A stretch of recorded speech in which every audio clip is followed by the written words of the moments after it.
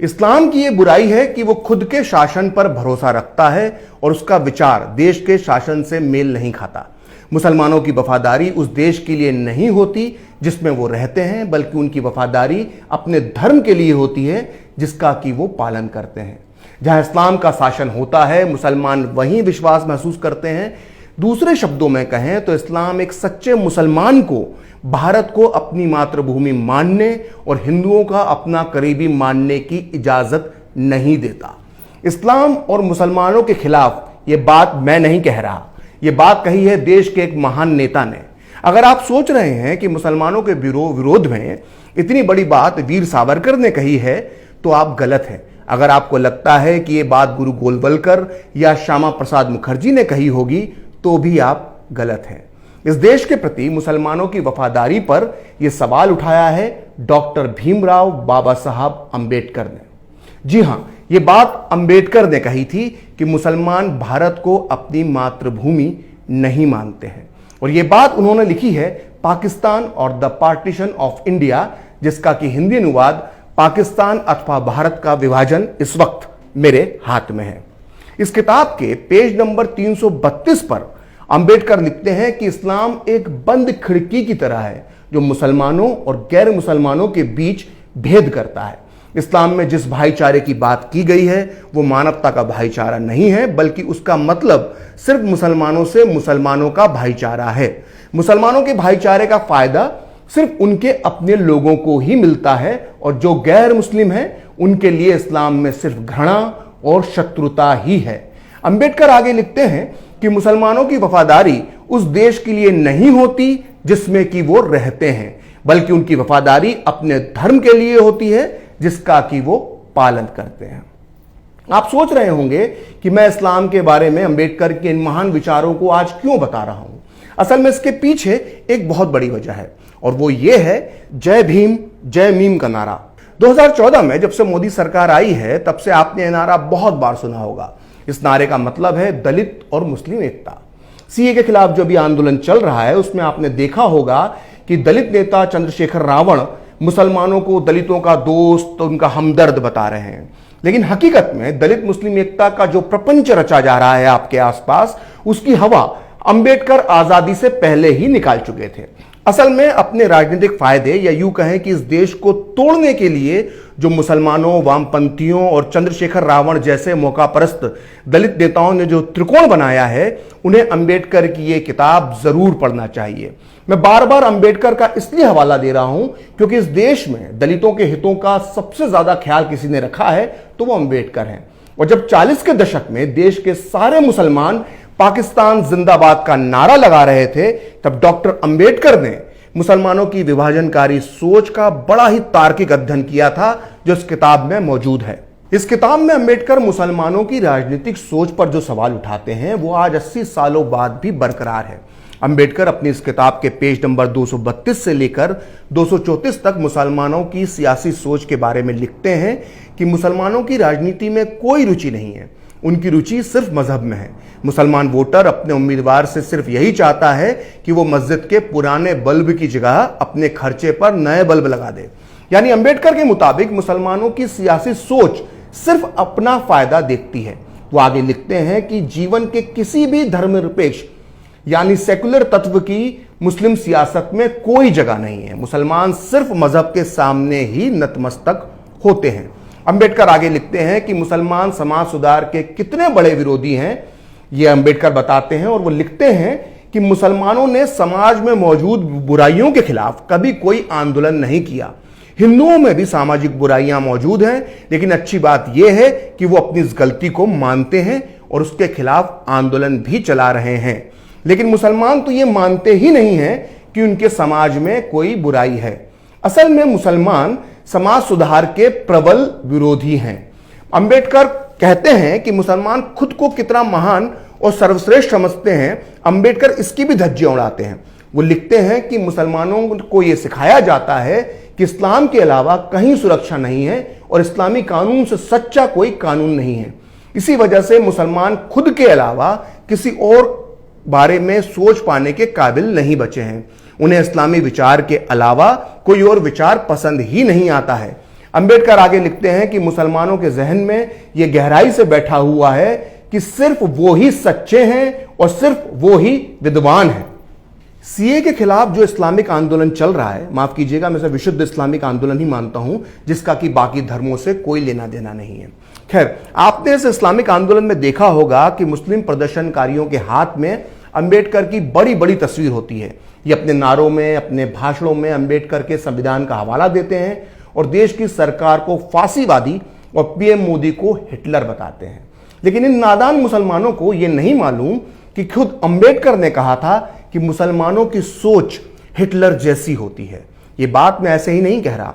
असल में 1939 में मुसलमानों ने यह मांग रखी कि देश के हर संसाधन में मुसलमानों को आधा यानी 50% आरक्षण दिया जाए, यानी कि सरकारी नौकरियों से लेकर चुनावों तक में मुसलमानों को 50% हिस्सा मिलना चाहिए।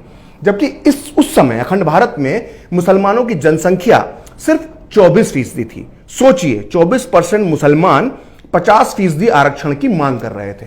अंबेडकर ने मुसलमानों की इस लालची मांग की तुलना हिटलर से करते हुए अपनी किताब पाकिस्तान और द पार्टीशन ऑफ इंडिया के पेज नंबर 264 पर लिखा है कि 50% सदस्यता की इस नई मांग से मुसलमानों ने न केवल हिंदुओं के बहुमत को कम करने की कोशिश की है, बल्कि दूसरे अल्पसंख्यक समुदाय यानी सिखों और ईसाइयों के राजनीतिक अधिकार में भी वो कटौती चाह रहे हैं। अंबेडकर अब जो आगे लिखते हैं उसे बहुत ध्यान से सुनिएगा। वो लिखते हैं कि मुसलमान अब हिटलर की भाषा का प्रयोग कर रहे हैं, जैसे जर्मनी में हिटलर ने किया था, और यही उम्मीद मुसलमान भारत में कर रहे हैं। मुसलमानों की 50% की मांग हिटलर की ड्यूशलैंड उबर एलिस और लेम्बेसोरम के मांग के समान है। आइए अब मैं आपको बताता हूं कि हिटलर के ड्यूशलैंड उबर एलिस का मतलब क्या था। यह नाजी जर्मनी का एक राष्ट्रगीत के बोल हैं, जिसका मतलब था जर्मन्स दुनिया में सबसे ऊपर हैं।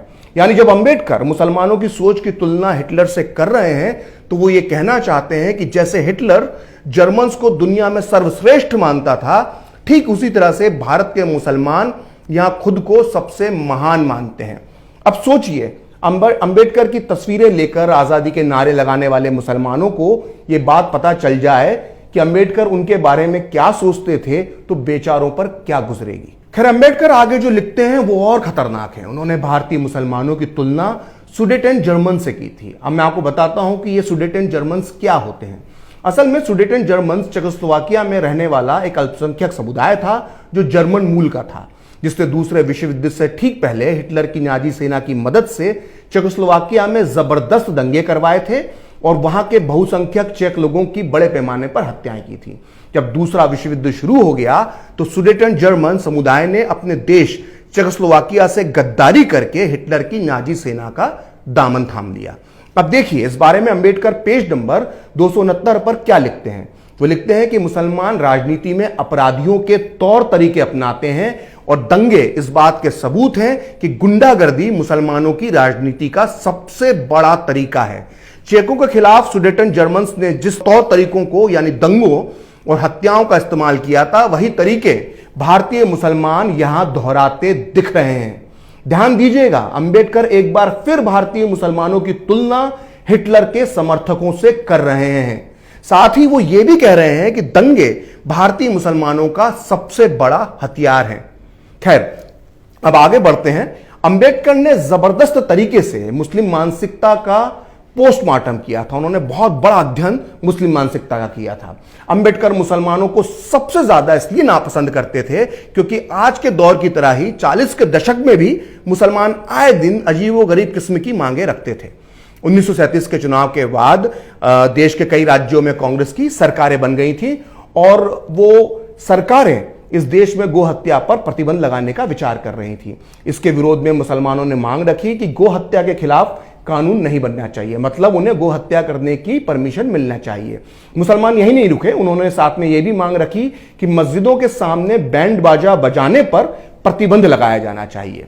मुसलमानों की इस बेतुकी मांग पर अंबेडकर अपनी किताब के पेज नंबर 268 पर लिखते हैं कि मुसलमानों की मानसिकता गलत तरीके से लाभ उठाने की रही है, जिसका सबूत यह है कि वो गो हत्या का अधिकार और मस्जिदों के बाहर बाजे गाजे की मनाही की मांग कर रहे हैं। जबकि इस्लाम धर्म में गो बलि यानी गो हत्या पर कभी भी बल और या जोर नहीं दिया गया है। और यहां तक कि जब मुसलमान मक्का मदीना की यात्रा पर जाते हैं तो वो गो बलि यानी गाय की कुर्बानी नहीं देते हैं। लेकिन भारत में वो किसी दूसरे पशु की बलि से संतुष्ट नहीं होते। अंबेडकर आगे लिखते हैं कि दुनिया के कई देशों में मस्जिदों के बाहर गाजे बाजे पर कोई आपत्ति नहीं है, लेकिन भारत में भारत के मुसलमान ऐसा नहीं चाहते। सीए का विरोध करने वाले मुसलमान हाथ में अंबेडकर की तस्वीर लेकर भारतीय संविधान में अपनी आस्था की दुहाई दे रहे हैं। लेकिन खुद अंबेडकर मुसलमानों को कितना कानून परस्त मानते थे, इसका जिक्र उन्होंने अपनी इस किताब के पेज नंबर 294 पर किया है। वो लिखते हैं कि इस्लाम यह कहता है कि अगर किसी गैर मुस्लिम देश में मुसलमानों के कानून यानी शरिया और उस देश के कानून के बीच विवाद पैदा हो जाए तो इस्लामिक कानून को ऊपर यानी सही माना जाएगा। इसी तरह मुसलमानों के लिए यही सही माना जाएगा कि वो मुस्लिम कानून का पालन करें और उस देश के कानून को ना माने। अंबेडकर ने अपनी इस किताब में मुसलमानों की सोच और इस्लाम के खिलाफ इतना सब लिखा है कि अगर वो आज के दौर में ये सब लिख देते तो यूपी के देवबंद से लेकर असम के बारपेटा तक सैकड़ों मौलवी अंबेडकर के नाम पर फतवा निकाल देते। कोई उनके सर पे 5 करोड़ का इनाम रखता तो कोई उनके सर की कीमत 10 करोड़ रुपए लगा देता। ऐसा नहीं है कि अंबेडकर ने सिर्फ इस्लाम के खिलाफ ही लिखा है, उन्होंने हिंदू धर्म की कुरीतियों का भी विरोध किया है। लेकिन जैसा कि मैंने आपको बताया कि इसी किताब में अंबेडकर ने इस बात पर संतोष जताया है कि कम से कम हिंदू अपने धर्म की कुरीतियों को दूर करने का प्रयास तो करते हैं, लेकिन इस्लाम में ऐसा नहीं होता। अंबेडकर ने इस्लाम के बारे में इतना रिसर्च किया था कि उसे एक वीडियो में समेटना आसान नहीं है। इसलिए अपने अगले वीडियो में मैं आपको बताऊंगा कि अंबेडकर भारतीय मुसलमानों की देशभक्ति के बारे में क्या सोचते थे। साथ ही मैं आपको बताऊंगा कि अंबेडकर ने इस्लाम में वो क्या बुराई देखी कि जिसकी वजह से तमाम दबावों के बाद भी उन्होंने इस्लाम ग्रहण नहीं किया। फिलहाल खरी बात प्रखर के साथ में इतना ही। आप चाहें तो मुझसे जुड़ने के लिए मेरे फेसबुक पेज प्रखरश्री 78 को लाइक कर सकते हैं, और अगर ट्विटर पर मुझसे जुड़ना चाहते हैं तो मेरा ट्विटर हैंडल है प्रखरश्री 78। अगर आपको ये वीडियो पसंद आया तो इसे लाइक करें, शेयर करें और कैपिटल टीवी को सब्सक्राइब करें। नमस्कार।